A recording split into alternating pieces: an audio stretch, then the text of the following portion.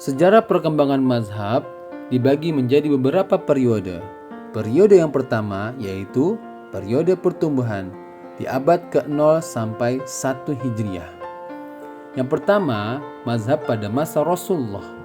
Bila diruntut ke belakang, mazhab fikih itu sudah ada sejak zaman Rasulullah SAW. Mazhab pada zaman Rasulullah adalah sebatas ijtihad atau pendapat para sahabat dalam memahami agama. Karena pada zaman itu sumber hukum Islam adalah hanya Al-Quran dan hadis. Sehingga ketika para sahabat terjadi perselisihan dan berijtihad masing-masing, maka mereka langsung melaporkan masalah tersebut kepada Rasulullah SAW. Misalkan riwayat dari Abu Sa'id Al-Khudri berkata, ada dua sahabat dalam perjalanan.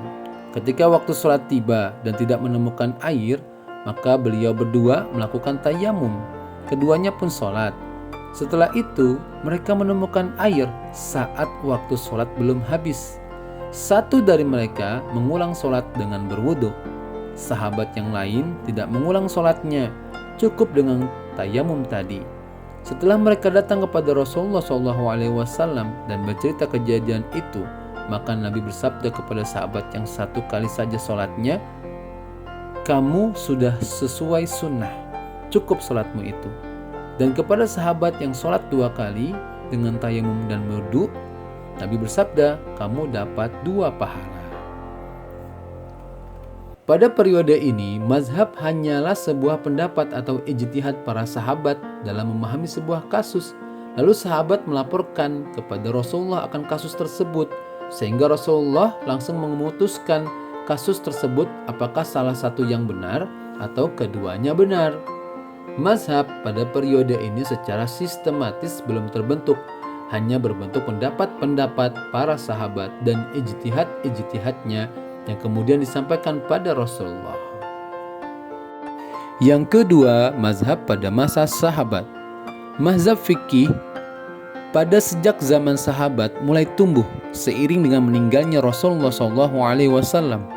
Karena ketika di zaman Rasulullah, para sahabat menemukan sebuah masalah, kemudian langsung ditanyakan kepada Rasulullah SAW.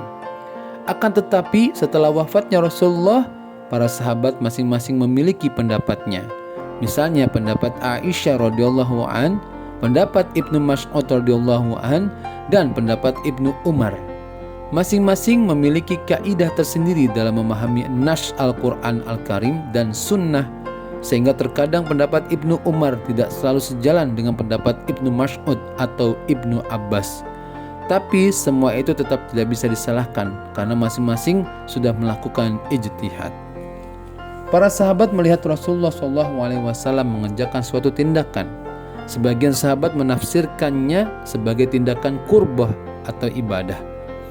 Sedangkan sebagian yang lain menyimpulkannya sebagai tindakan mubah atau biasa. Contohnya, para sahabat melihat Nabi SAW melakukan lari-lari kecil saat tawaf. Oleh karena itu, mayoritas mereka berpendapat hal tersebut adalah sunnah dalam tawaf. Sedangkan Ibnu Abbas menginterpretasikan tindakan beliau sebagai kebetulan karena ada motivasi yang muncul. Kemudian para sahabat mengambil pendapat sekiranya suatu masalah tidak disebutkan secara jelas dalam nas dan ijma adalah cara yang dikenal di kalangan mereka. Misalnya, apabila suatu sengketa atau perkara dihadapkan kepada Abu Bakar, maka ia merujuk kepada kitabullah, maka ia memutuskan dengannya. Apabila tidak menjumpainya, maka ia merujuk kepada sunnah Rasulullah SAW. Apabila menjumpainya dalam sunnah Rasul, maka ia memutuskan dengannya. Jika tidak, maka ia bertanya kepada para sahabat mengenai keputusan Rasulullah SAW dalam masalah yang sedang dihadapinya, sehingga diharapkan ada orang yang mendatanginya dan menginformasikan keputusan Rasulullah SAW dalam masalah tersebut. Apabila tidak mendapati sunnah Nabi, maka ia mengumpulkan para tokoh dan bermusyawarah. Apabila terjadi kesepakatan pendapat, maka ia memutuskan perkara tersebut. Umar juga melakukan hal yang sama.